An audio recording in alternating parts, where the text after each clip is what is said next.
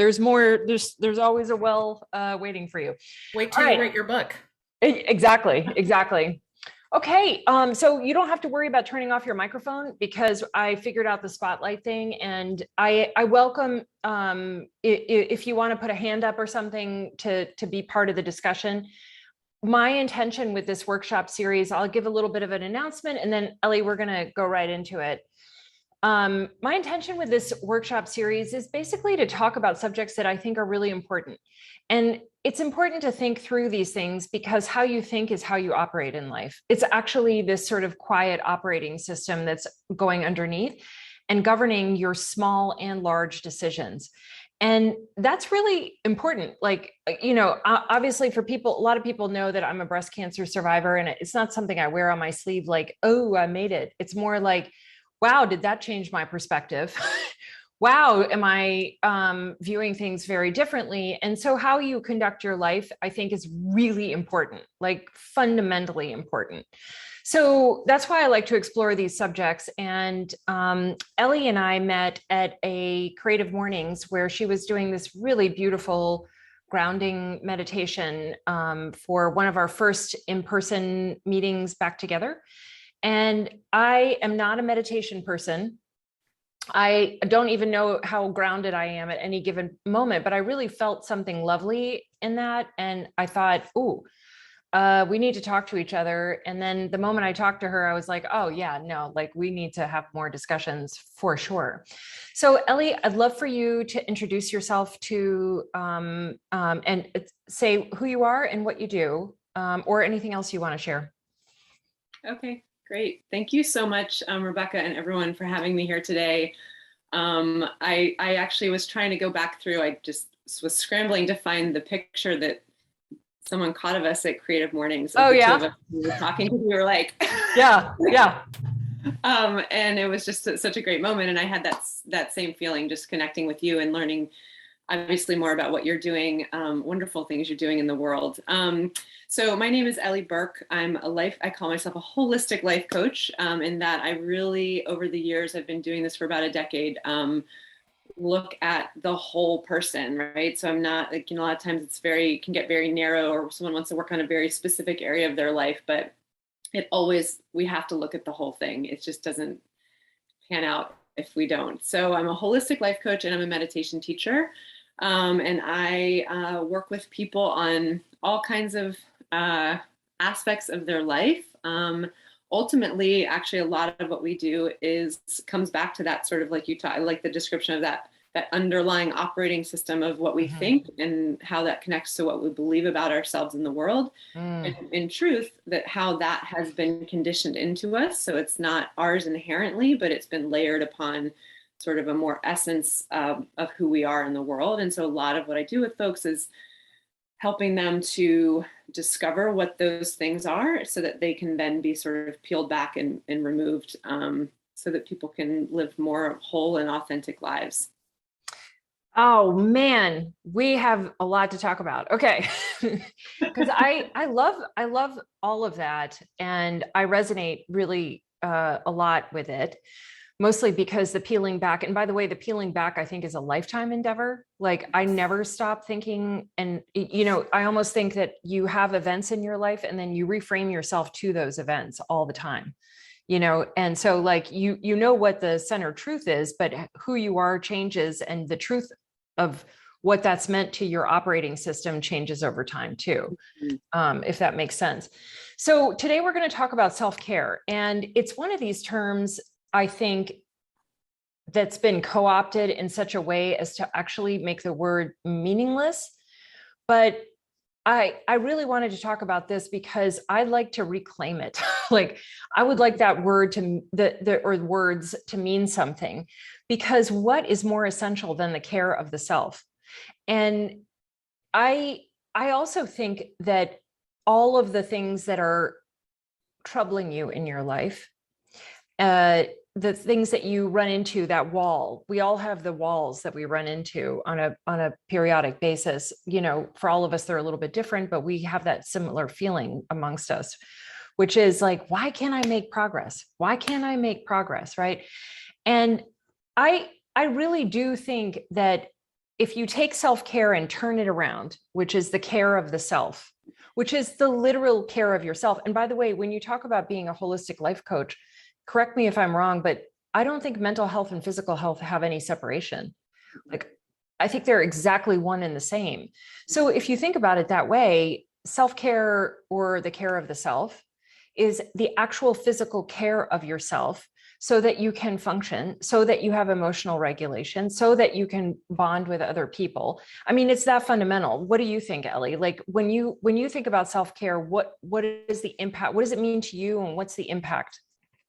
Yeah, I love that so much, and I couldn't agree more. I mean, I think that when the like when you talk about the events in your life, you know, whether like the peaks or the valleys, usually they're the valleys that make us want to change something. Sure. Yeah.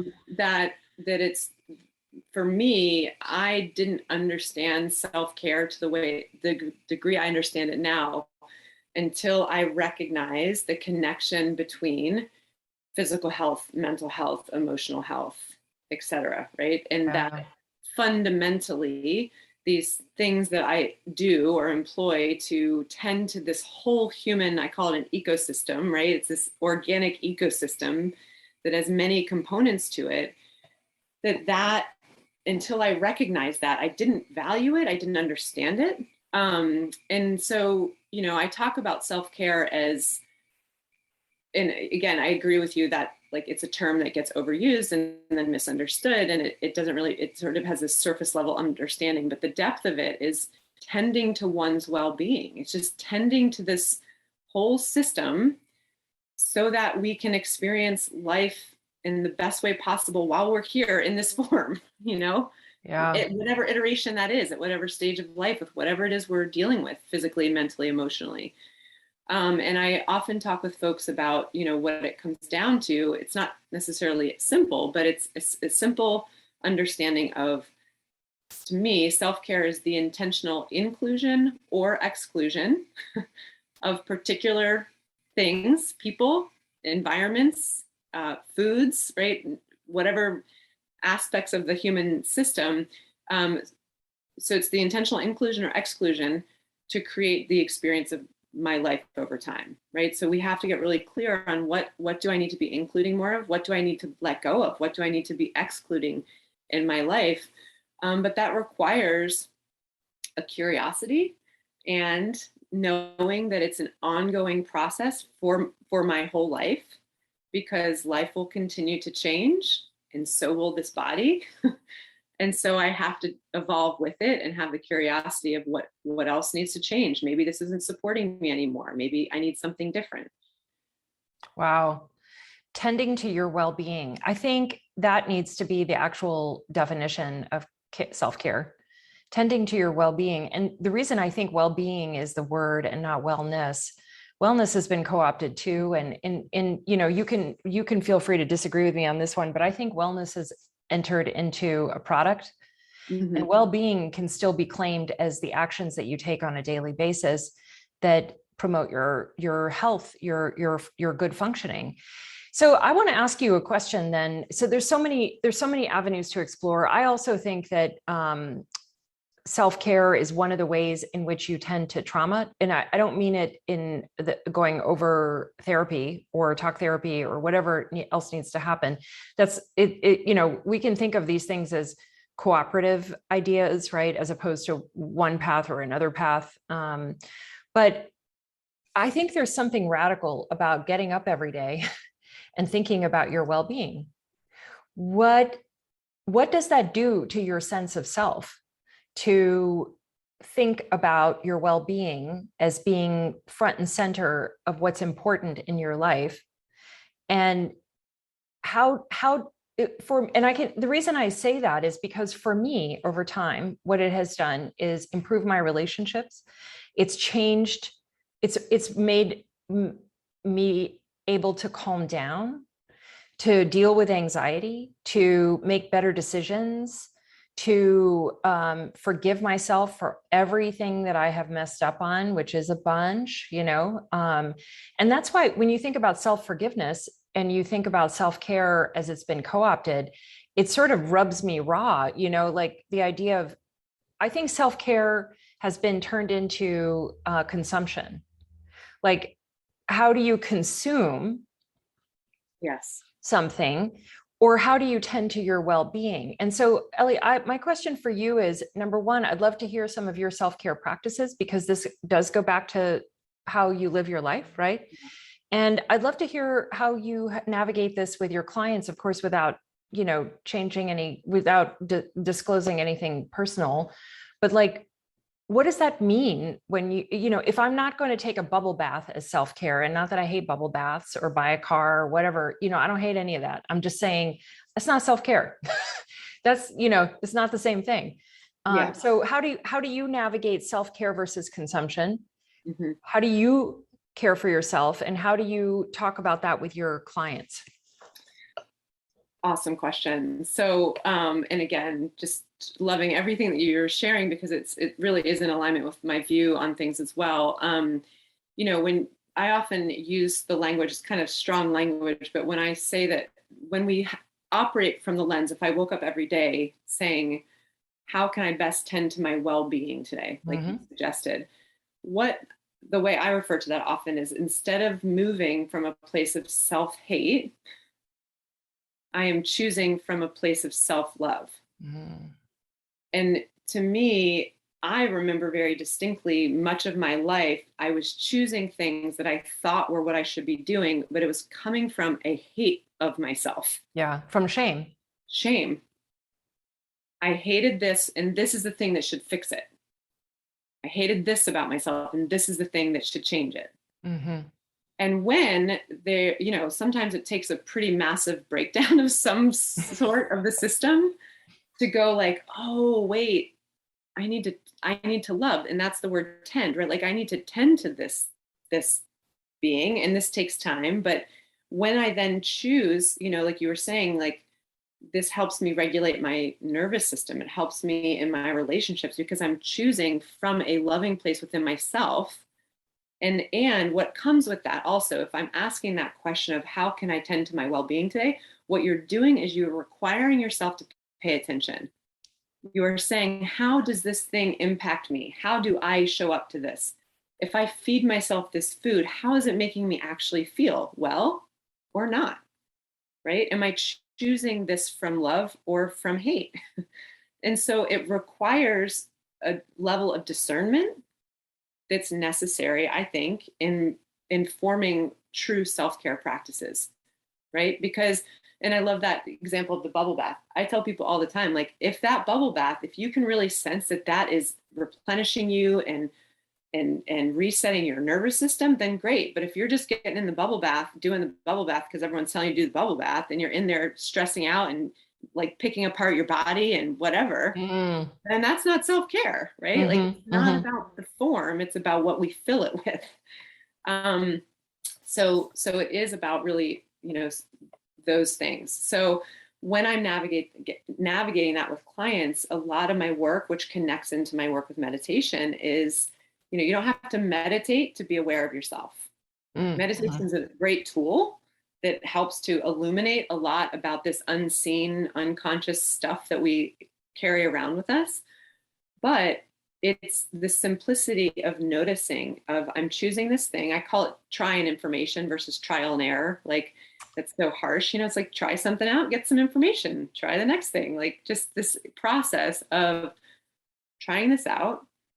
I might not even like it in the moment. It might not feel good in the moment. I think of that a lot with like exercise, for example. Like, sometimes it doesn't feel great, but how do I feel afterwards? How does that inform what I'm choosing?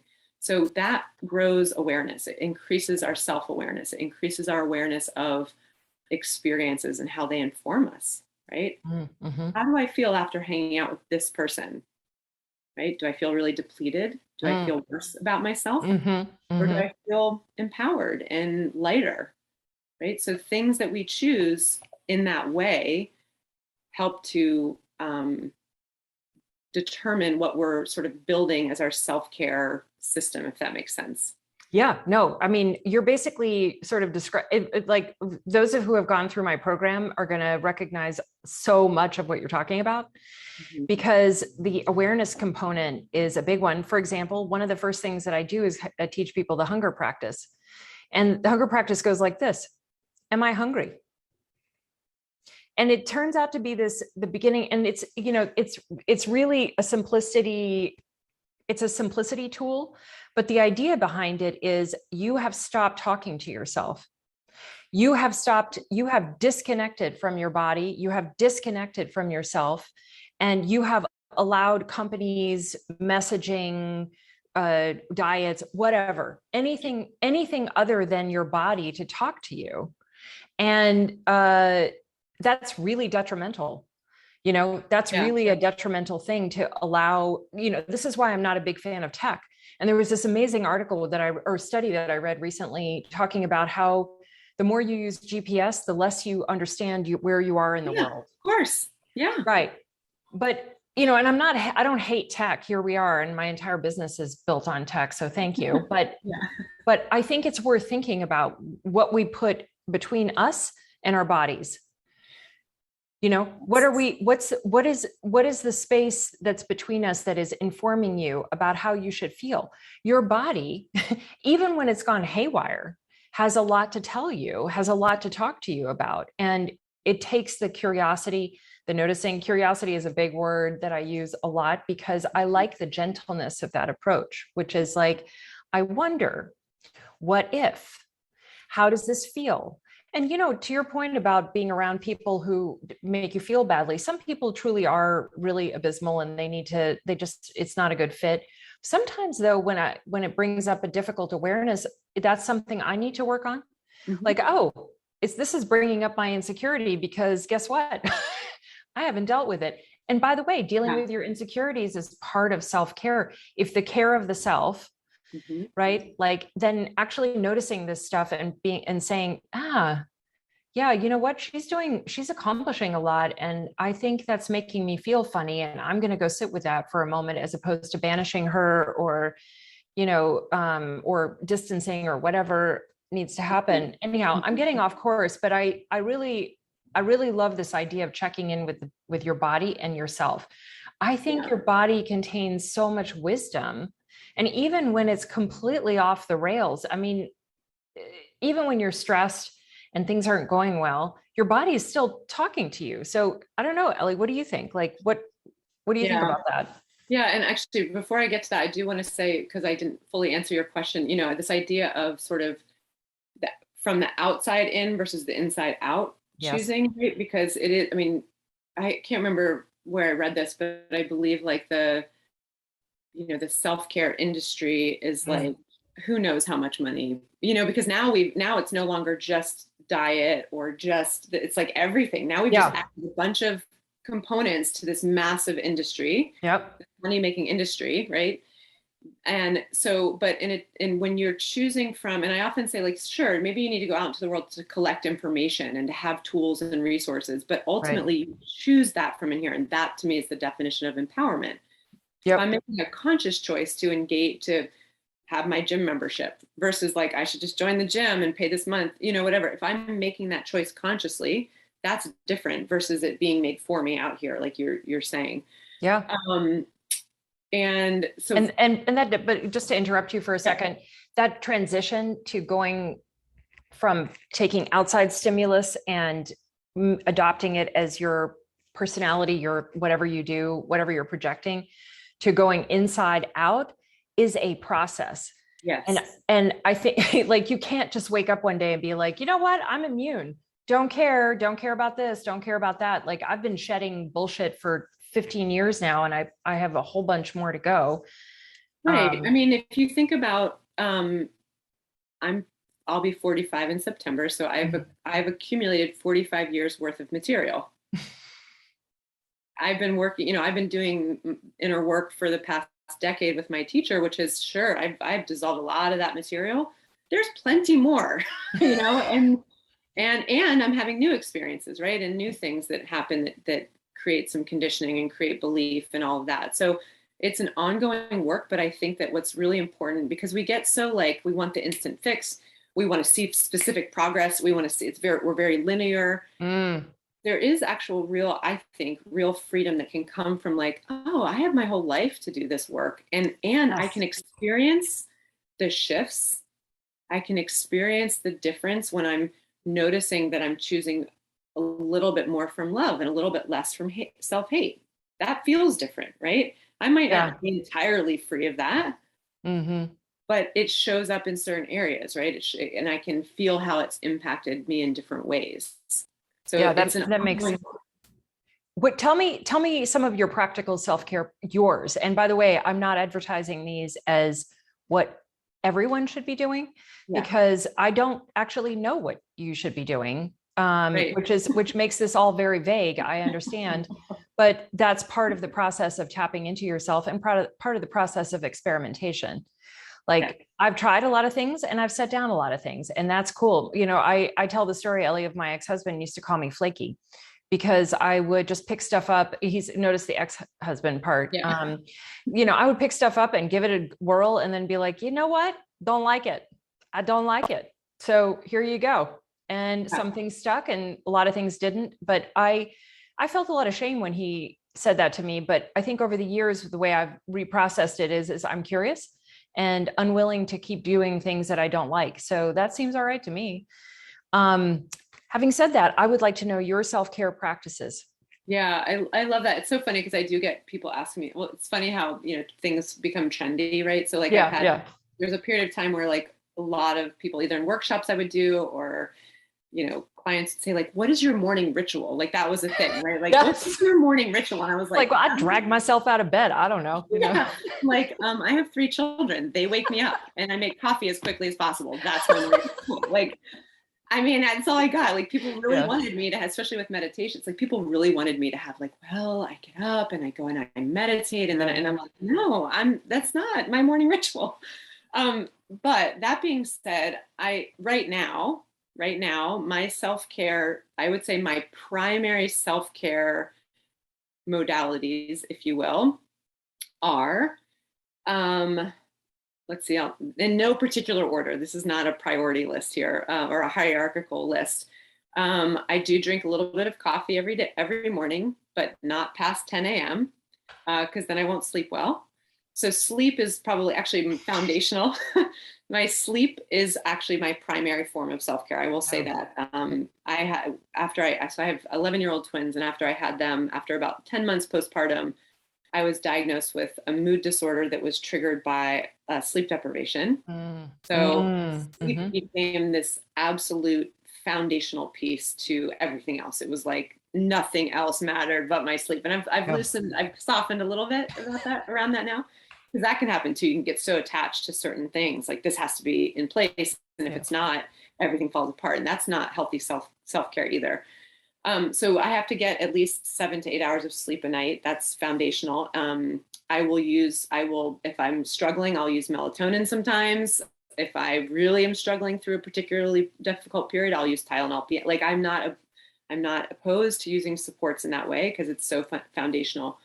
I exercise most days, probably almost all days.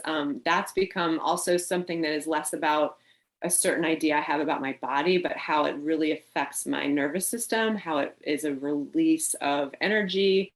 So I do pretty strenuous exercise most days during the week. I drink a lot of water.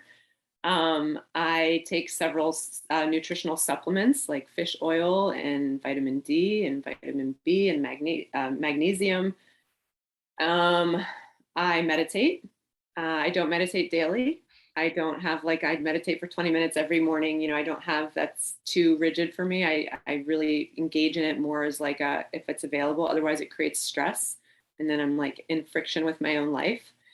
And I would say as much as I actually really love people and connection, I'm very introverted in that I really need quiet built in somehow to my day. So finding time to have no noise and just space, which is hard in a family, but that's really important also. It's just like my whole nervous system gets so charged up when I'm around too much busyness. Mm. So that's important as well. Trying to think of anything else I've missed in there, but I would say those are my core things. Those are good. Those are good core things. I'll say what mine are. So I have a lot of definitions about self-care for me. I also exercise most days. Right now I'm tending to an injury, which is affecting my well-being right now. Like that's a tough one. But I still try for something. Even lifting weights helps a little bit.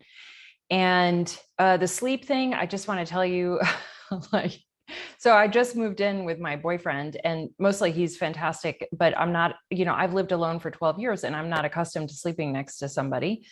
And so that's been a real adjustment. And I've literally been waking up in the morning with him and being like, let's dissect how this went.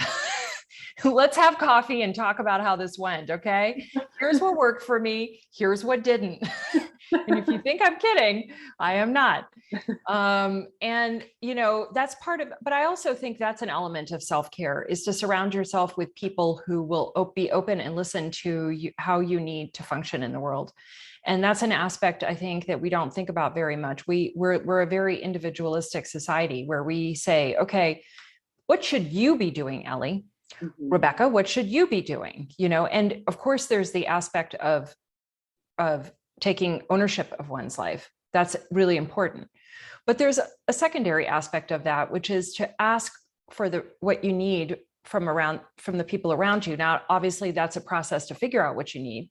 But if you are a person who needs to sleep, which I think we all do, and I talk about sleep as being foundational to well-being, to weight control, to everything. It's pretty much the basis of every good thing, but if you can't ask for what you need from the people around you and expect to have at least a good conversation about it, I'm not saying everyone's just going to hand over everything you need, but to at least have a receptive audience, that needs to be rethought.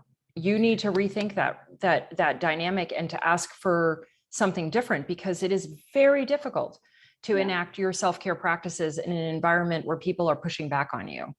Yeah, absolutely. And it's interesting that you say that, because I think of that, another word that we use a lot is boundaries, but I talk about boundaries as something that we have to discover, like in self-care, right? What I need to do for self-care is a form of a boundary. It's like, this is something I need. Yeah. And the truth is that, I know we don't like to hear this, but like when we establish a boundary, no one can actually, sure, in real toxic situations, people can definitely push past those boundaries, right? Sure. But more often than not, what happens is we drop the boundary because it's not being met well. It's not being received, right? We're like, ooh, they didn't like the ask for that. So we're like, I'm just not going to ask for that. So it's important to recognize the necessity to recognize that first, know what I need, give voice to it. But also because most of us are in maybe not new relationships where you have a new opportunity to establish that, and this is who I am and this is what I ask for. Yeah. If you are in an ongoing, a longer, where you're this former self, and then this truer self that you're returning to and asking for, that has to be a practice that's worked on over time too, because sometimes I think that we do get into this mentality, and you touched on this earlier, of just because we don't like how someone makes us feel, like we don't cut everyone out of our lives. Like people, you hear that a lot too, like no toxic people. I'm just gonna move away from all that. And I'm like, well, eventually you'll be alone. Eventually you're just gonna be isolated from the world. And so it's really more about like, how do I learn how to be in relationship to? I don't have to say yes to that. I don't have to like agree to everything. I don't have to hang out with this person, but how do I negotiate that or learn to hold a boundary so that I'm not as affected by that in a certain way? But coming back to what you said, absolutely, we have to learn to ask for things, and the people that we're asking that of have to also have the opportunity to learn how to say, okay, I'm trying my best here, or I hear you and I'm going to try to do this, right? It's like, we have to have the flexibility, and we also need to be able to see some flexibility, some receptivity on the other side, and to see that there's room for growth, to see that there's room for that potential. Yeah, I think that's important. I mean, I wouldn't stop my own evolution because I didn't get household agreement, but I think it's important to understand what other people's reactions uh, and pushback is doing to your sense of self. In some cases, it means that you actually have to go and talk about modifications to these relationships so that you do have the time and the space. And I think this is particularly useful for women to hear, whether you have children or not. I understand, I like to say the real work of your life is to take good care of yourself. And where I think mothers sometimes hear that is no, the work of my life is to take care of my children. But actually what you're doing is raising people, and those people have to fend for themselves. They have to see a person who can tend to their own growth, tend to their own needs, communicate what they want. And your modeling is as important as you're tending to them. And I did raise stepchildren, so I have some knowledge of these things, obviously this is my opinion. I'm not telling people how to raise their children. That's a bridge too far, but I don't like this idea that women sort of brush off their responsibility to tend to themselves because of motherhood. I'm not sure that tracks. And I also think they have a hard time just asking for what they need from their partners, which is a whole other dynamic that doesn't get talked about. I will say my self-care practices, and then what I'd love to do is open it up if there's questions and open up the discussion, some thoughts. It doesn't even have to be a question. It can be something for Ellie, like, exploring her work or whatever. But I will say, I think of cooking as self-care. And being a solopreneur is really tough some days. Some days it's awesome. And other days I feel like I'm just shouting into the void, and like, hello, yes, I still exist and it matters. But at the end of the day, when you can walk into your kitchen and make something lovely and sit down and eat it and feel great about it, I love that. I really, really do. So I think of food as self-care as opposed, and I don't mean this in a moralistic way, like I like American cheese, things happen, but I do. But I think of it as care because I'm actually using this physical thing to nourish myself. And I do really appreciate that. I share the exercise with you. I also think skill building is self-care, which is a weird thing to think about, but I've taken up mountain biking in the last couple of years, which has really kicked my ass. It's just been one of those things. It's like half the time I go out and I just come back thoroughly beat up, but I kind of love it. So, if you had told me that 10 years ago, I would have been like, what? No. So, keeping your mind open about what is going to nourish you as a person. Yeah. That's an important aspect of it, right? Like who you are is not set in stone. Therefore, what will feed you and nourish you and you're attracted to is also not set in stone. That's right. So skill building. Really record too about like the cooking example, and even when I'll mention something else about my workouts, right? So the cooking is like you enjoy the result in eating foods that nourish you, but that's not the only thing about that experience that's nourishing you as a form of self-care. Yeah. There's creativity. Yeah.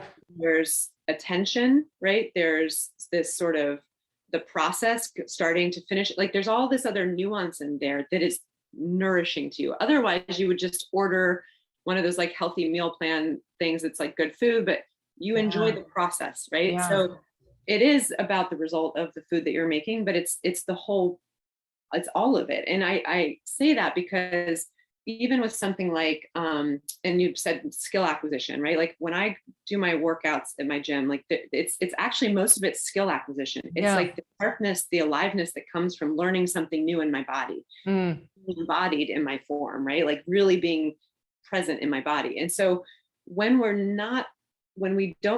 just looking at that surface of like, I should enjoy cooking, but we don't go like, what is it that I'm enjoying about the cooking? Yeah. Right. And we might miss the opportunity to get the thing that's actually nurturing and nourishing us. Does that make sense?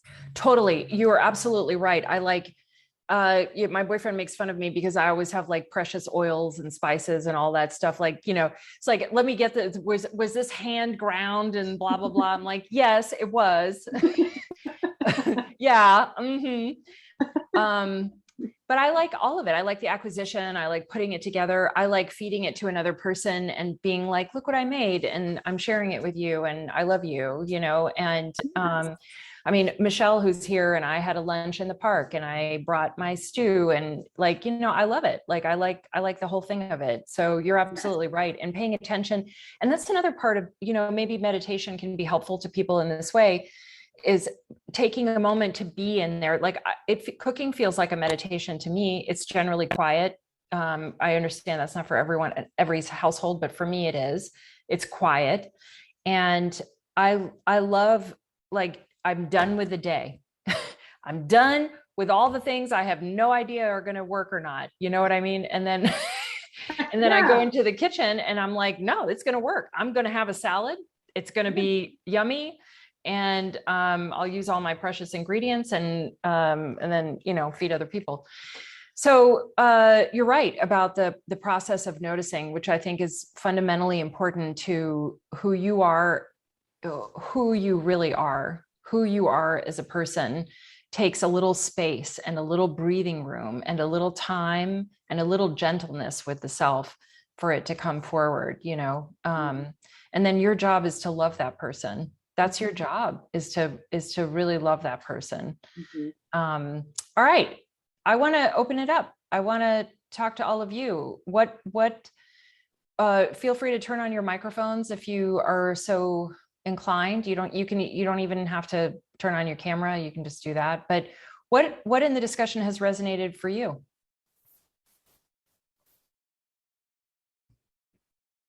So, hi, Kathleen. When you said about outside in versus, inside out versus outside in, and I took that, like, I started to think about what you all had just said.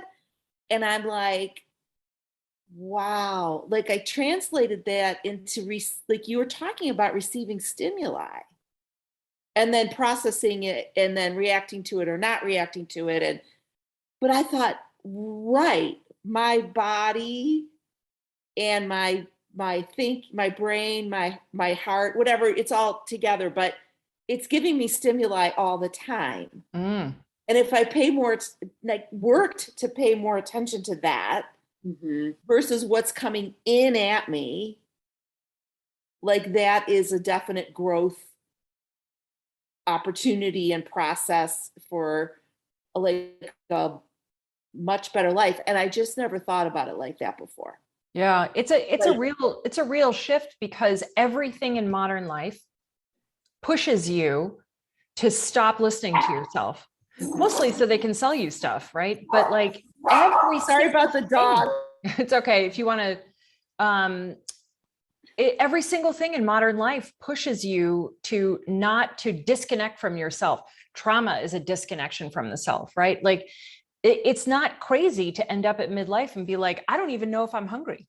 I don't actually know how I feel. So I don't know, Ellie, what do you think?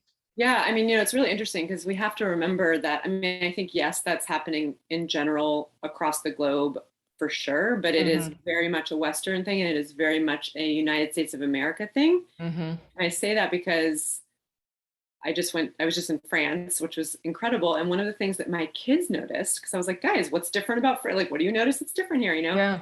And one of them was like, there are no billboards here. And I was like, you're right. There are no billboards here. Like, maybe closer into the bigger city, but it is not a capitalist society. And we have to remember that. And I know this, I don't know, I lived in Vermont for a long time, so I always am like, oh, people are going to be like, I'm like conspiracy theory. But I'm like, our society requires that we buy. Yeah. And we can buy, like, we can get to some people continue to buy clothes. It's like, you can get to the point where you've got enough clothes, you got enough shoes, you got enough of this, you got enough furniture. So what else can we buy? Right. And this is where the target of, like, either we're just bombarded with the messaging, but the messaging is, you need this. And this is going back to the well-being versus the wellness. Wellness is something you have to buy and apply to your life. Yes.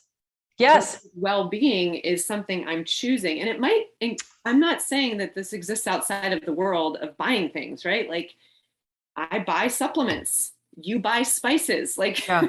but it's coming from a recognition of, and this is really important. I think you said your name was Kathleen. What Kathleen brought up, here's the bombardment of external stimulus, right? And here's this other system that's trying to communicate. But the only way we can hear this is if we stop and we pause. And I loved you asked the question, Rebecca, of like, am I hungry? Just the pausing and the noticing that. And it might be like, oh, definitely. And then like, am I hungry? Because I know when I'm tired now that I really want sweet food. But I only now know that it's not that I just want the sweet food. I'm actually depleted and tired. And that my body's like, I need energy. And so now sometimes I still pick the sweet food, but most of the time I can be like, oh gosh, I actually need rest. I need rest. It's I might need a hug. Yeah. I might need to knock off work a little. Yes, Michelle gives the best hugs. I might need to knock off work a little early. And there's a million ways in which to tend to your well-being. I want to leave everybody with, because we're right up at 1:15 and I'm a little bit nuts about timing. So I want to leave everybody with an idea that I have about when you make a purchase about your wellness. And it's one that I employ, and it's one that I think is worth thinking about whether that would be good for you. And the way I think about it is, when you are tending to your wellness or your well-being, whatever you are doing, make the purchase that leads you back to your essential self. Make the purchase that actually gives you a roadmap to going inward and to listening to yourself and listening to your body and understanding food and understanding sleep and understanding your emotions. Those are very important purchases. That is worth paying money for, because it leads to such lifelong satisfaction. What I think it has to be rethought are the purchases of self-soothing, right? Like, I have discomfort, and now I've got a cream. And I like creams, by the way. Like, I'm not like, none of this is some hard line. I'm just saying that you need to be clear about what you're doing. It's, am I buying something because I've got this discomfort and I'm soothing it for a moment and now it's gone? And even if you do end up doing that, forgiving yourself quickly, but noticing that you didn't actually move the needle on anything, you just delayed your discomfort that will return. So leading you back to your essential self, I think is a worthwhile endeavor. Like, that's important, and I've certainly paid a lot of money myself to do that, but the result has been immense life satisfaction and improved relationships, which I think is fundamental. So how does that definition land on you, Ellie? And then we'll close it out. Yeah, I love that. And I think as you were saying that, it made me think of that kind of, when you pause and ask those kinds of questions, again, it's that what you're asking is of yourself is to look inside, to answer that question from in here. Mm-hmm. Sometimes we answer it from in here and it's still not quite, and so then we ask again. Like I say, it's not linear. It's more of like we go through this like looping process, and we still are like, along. That's right. But it's interesting, because what you're asking is like, or what you potentially can get to when you pause and ask those kinds of questions, is to give the proper care to the self, to give the right care, to tend to the right part, right? So like, it could be that I need a hug. It could be that my heart is broken.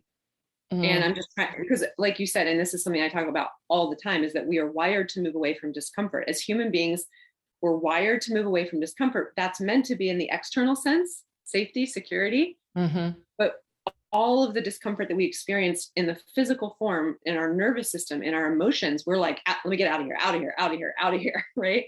Yeah. So when we just get out of here by choosing this self-care that's not really tending to this self-care, it's just temporary. And so we have to go like, what do I really need? What's really needed right now? And then, yes, I'm all for like, do those things, find the support that helps you tend to those parts of yourself. Well said. Ellie, I thought this was going to be a good conversation, and then it just totally kicked ass. And I'm so grateful that you took the time to talk to me. and explore this subject. I really think a lot of good was had. I'll say one little thing about something I'm launching next month, and then we will all sail on through our day and honor ourselves. So I'm launching a course. I have all kinds of other things, but I'm launching a cooking course next month, which I want to tell you I'm scared to death because I know how much work it is. But it's called Recipes Are for Weekends, the easy way to make real food every day. And what I'm actually solving with that is how do you go into your kitchen and make food from real ingredients, processed or as whole and unprocessed as possible without using recipes, without doing meal delivery, none of that. Like, how do you make it easy on yourself? So that's what I'm going to be doing next. I'll be launching it as a beta next month. And the way it'll work is I'll release 1 chapter a week. And then my beta cohort will give me lots of feedback. And then it'll be a full course after that. So if you're interested in joining that, Michelle, yes, tin fish. There's actually a whole chapter on tin fish, but Ellie, I'm a little nuts about tin fish. Like I've got a little issue, you know. Love it.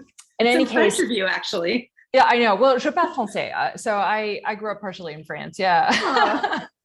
Anyhow, I just want to say thank you to everybody, and a big thank you to Ellie for taking the time to do this and to talk to me. I really enjoyed it. Talk soon. Thanks so much, Rebecca. Thank you. Bye-bye. Bye.